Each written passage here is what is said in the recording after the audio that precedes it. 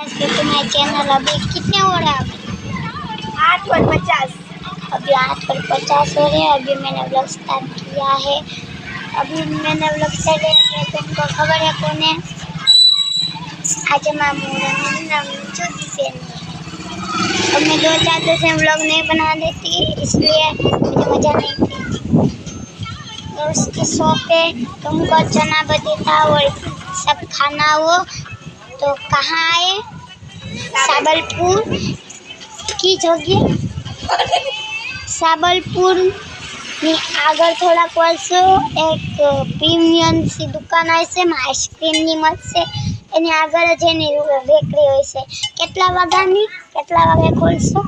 3 વાગે. અહીંયા જો અમે નવી ચૂડીઓ લીધી છે.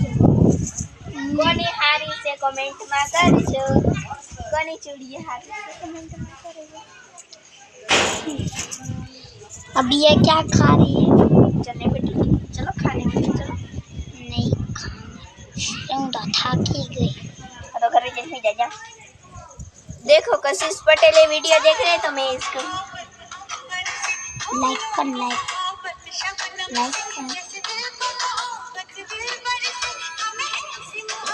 लाइक सब्सक्राइब हमारे वीडियो को भी लाइक सब्सक्राइब करना कशिश पटेल। चलो अब मैं व्लॉग बंद करती हूँ। Bye bye.